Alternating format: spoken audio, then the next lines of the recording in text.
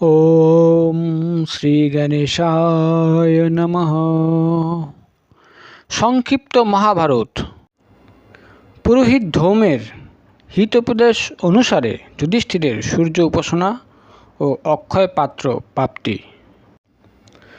বৈশম্পায়ন বললেন, জন্মেজয়, মহাত্মা শৌনকের এই উপদেশ শুনে ধর্মরাজ যুধিষ্ঠির পুরোহিত ধৌমের কাছে গেলেন এবং ভাইদের সামনে তাকে বললেন, ভগবান, বহু বেদজ্ঞ শ্রেষ্ঠ ব্রাহ্মণ আমাদের সঙ্গে বনে যাচ্ছেন। তাদের পালন পোষণ করার আমার কোনো সামর্থ্য নেই, তাই আমি খুব চিন্তিত। আমি তাদের পালন পোষণ করতেও সমর্থ নই, আর তাদের ছেড়ে দিতেও পারছি না। এই অবস্থায় আমার কি করা উচিত? আপনি কৃপা করে আমাকে বলুন। ধর্মরাজ যুধিষ্ঠিরের প্রশ্ন শুনে পুরোহিত ধৌম্য কিছুক্ষণ ধ্যানমগ্ন হয়ে এই বিষয়ে চিন্তা করলেন। তারপর ধর্মরাজকে সম্বোধন করে বললেন, ধর্মরাজ, সৃষ্টির প্রারম্ভে যখন সকল প্রাণী ক্ষুধায় ব্যাকুল হয়েছিল, তখন ভগবান সূর্য দয়া পরবশ হয়ে পিতার ন্যায় তার কিরণ রশ্মি দ্বারা পৃথিবীর রস আকর্ষণ করে পুনরায় দক্ষিণায়নের সময় তাতে প্রবেশ করেন। এইভাবে তিনি অন্ন উৎপন্নের যোগ্য ভূমি প্রস্তুত করলে চন্দ্র তাতে বীজ বপন করেন এবং তারই ফলে অন্নের উৎপত্তি হয়।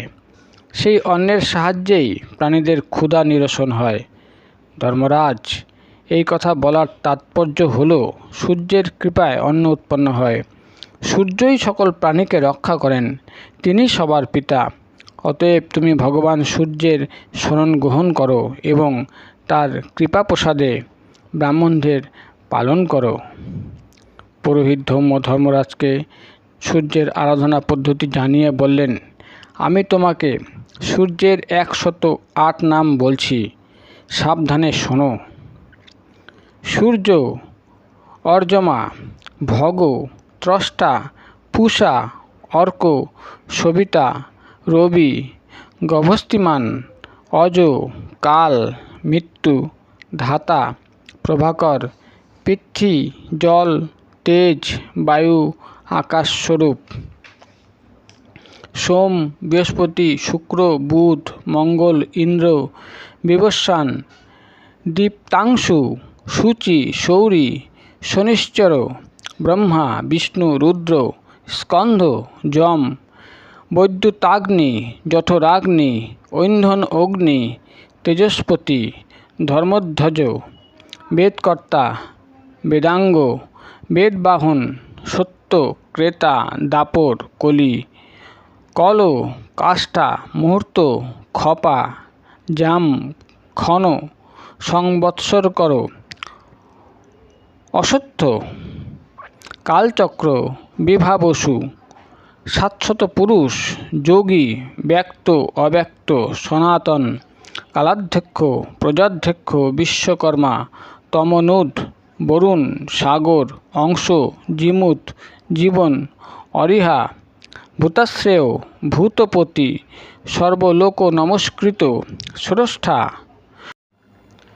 সংবর্তক বানহি, সর্বাদি, অলুলুপ, অনন্ত, কপিল, ভানু, কামদ, সর্বতোমুখ, স্বয়, বিশাল, বরদ, সর্বধাতু নিষেচিতা, মন, সুপর্ণ, ভূতাদি, শীঘ্রক, প্রাণধারক, ধন্বন্তরী, ধূমকেতু, আদিদেব, অদিতিপুত্র, দ্বাদশাত্মা, অরবিন্দাক্ষ, মাতা, পিতা, পিতামহস্বরূপ, স্বর্গদ্বার, প্রজাদ্বার, মোক্ষদ্বার, ত্রিবিষ্টপ, দেহকর্তা, প্রশান্ত আত্মা, বিশ্ব আত্মা, বিশ্বতমুখ, চরচরাত্মা, সূক্ষ্ম আত্মা, মৈত্রেয় এবং করুণাম্বিত।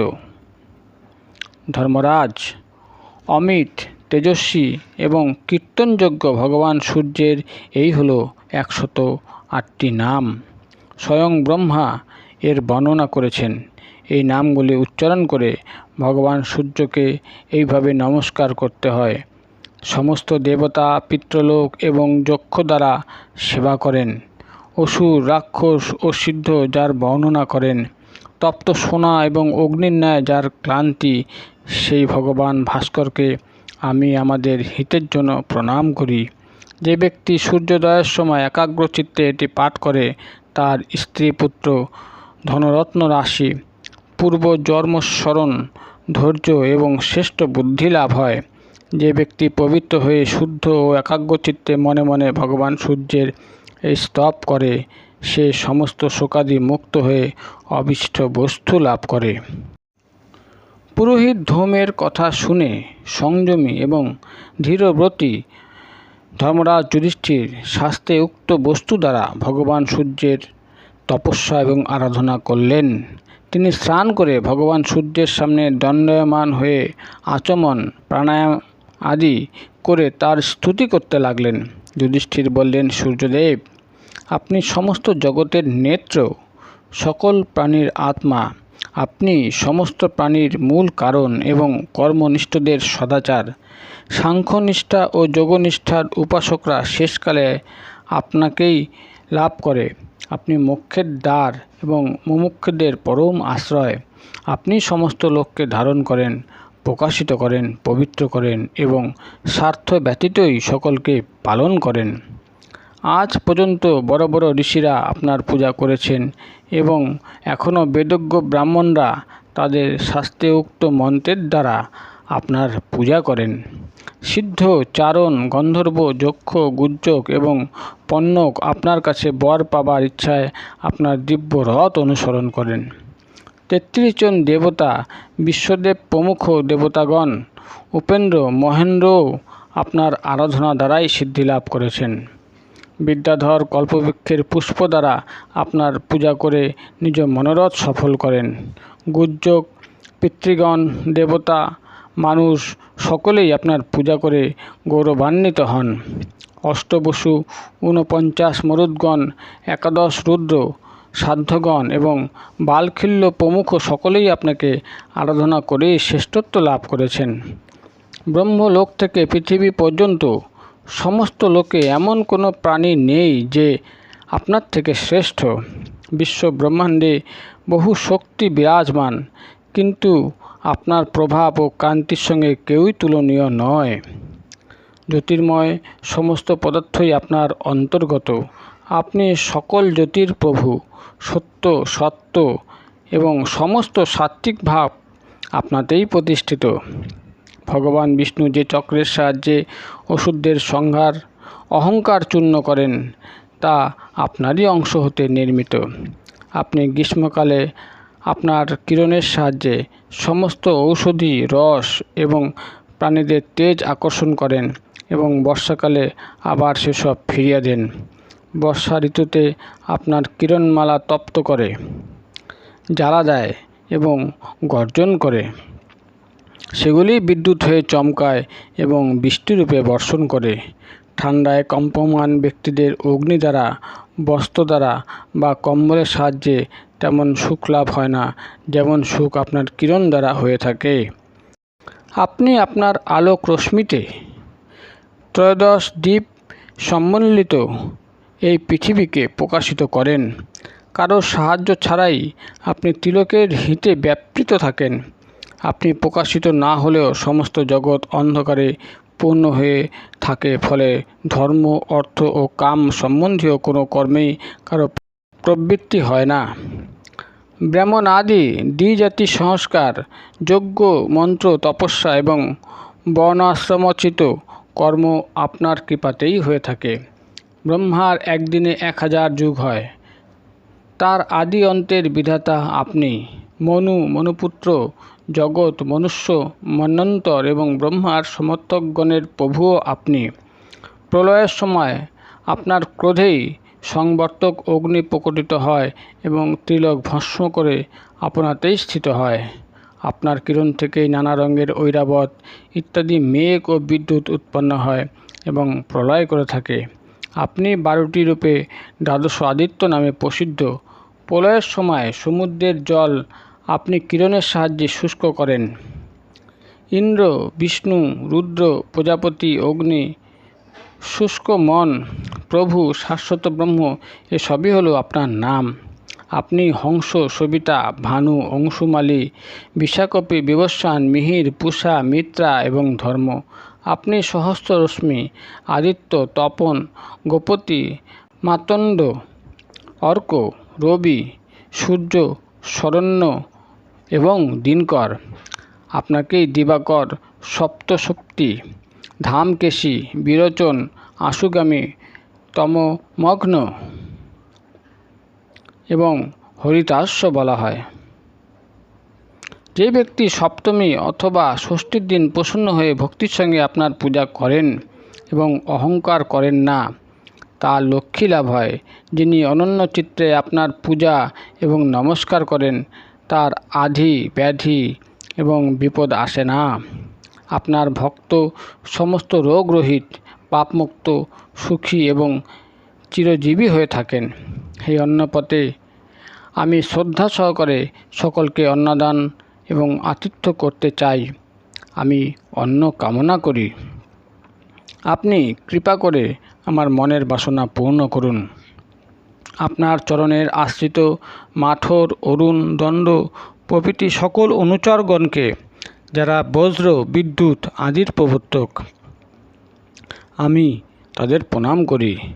ক্ষুভা, মৈত্রী ও অন্যান্য ভূত মাতাদেরও প্রণাম করছি। আপনি এই শরণাগতকে রক্ষা করুন।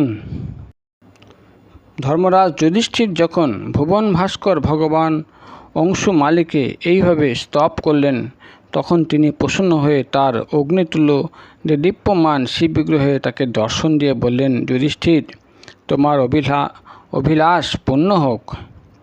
আমি 12 বৎসর ধরে তোমাকে অন্নদান করব। এই তাম্র নির্মিত পাত্র তোমায় দিলাম। তোমার রান্নাঘরে যা কিছু ফল, মূল, পঞ্চব্যঞ্জন আদি ভোজন সামগ্রী তৈরি হবে, দ্রৌপদী আহার না করা পর্যন্ত প্রতিদিন এই পাত্র পূর্ণ থাকবে। আজ থেকে 14 বর্ষে তুমি তোমার রাজ্য ফিরে পাবে। এই বলে ভগবান সূর্যদেব অন্তর্হিত হলেন। যে ব্যক্তি সংযম এবং একাগ্রতার সঙ্গে মনের কোনো বাসনা পূরণের জন্য এই স্তোত্র পাঠ করে, ভগবান সূর্য তার ইচ্ছা পূরণ করেন। যে বারবার এটি ধারণ ও শ্রবণ করে, তার ইচ্ছা অনুসারে পুত্র, ধন, বিদ্যা ইত্যাদি লাভ হয়। নারী পুরুষ যে কেউ এটি দিনে রাতে 2 বার পাঠ করলে অতি ঘোর সংকট থেকেও মুক্তি লাভ করে। এই স্তব ব্রহ্মার থেকে ইন্দ্র, ইন্দ্রের থেকে নারদ, নারদের থেকে ধৌম্য এবং ধৌম্যের থেকে যুধিষ্ঠির প্রাপ্ত হয়েছিলেন। এর সাহায্যে যুধিষ্ঠিরের সমস্ত আকাঙ্ক্ষা পূর্ণ হয়েছিল। এই স্তোত্র পাঠ করলে যুদ্ধে বিজয় লাভ এবং ধন লাভ হয়। সমস্ত পাপ দূর হয়ে অন্তিমকালে সূর্যলোকের প্রাপ্তি হয়। জন্মেজয়, ধর্মরাজ যুধিষ্ঠির এইভাবে ভগবান সূর্যের কাছ থেকে বর লাভ করেন। তারপর জল থেকে উঠে পুরোহিত ধৌমের চরণে প্রণাম জানালেন এবং ভাইদের আলিঙ্গন করলেন। পরে সূর্যের দেওয়া পাত্রটি দ্রৌপদীকে দিলেন। রান্না তৈরি হলে সামান্য রান্না করা অন্ন সেই পাত্রে রাখলে পাত্রের প্রভাবে সেই অন্ন সমাগত সকলের পরিপূর্ণ আহার যোগাত। তার দ্বারাই ধর্মরাজ যুধিষ্ঠির ব্রাহ্মণ ভোজন করাতেন। ব্রাহ্মণ ভোজনের পরে ভাইদের খাওয়াতেন। শেষে তিনি নিজে পরম তৃপ্তি ভরে অমৃতের ন্যায় অন্ন গ্রহণ করতেন। তারপরে দ্রৌপদীর খাওয়া হলে খাদ্য সমাপ্ত হতো। যুধিষ্ঠির ভগবান সূর্যের কাছে অক্ষয় পাত্র লাভ করে এইভাবে ব্রাহ্মণদের অভিলাষ পূর্ণ করতেন। কিছুদিন পরে তারা সকলে মিলে কাম্যক বনে রওনা হলেন। এর পরের পর্বে ধৃতরাষ্ট্র ক্রুদ্ধ হওয়ায় পাণ্ডবদের কাছে বিদুরের গমন এবং ডেকে পাঠালে পুনরায় ফিরে আসা আপনাদের গল্পের আকারে পড়ে শোনানো হবে।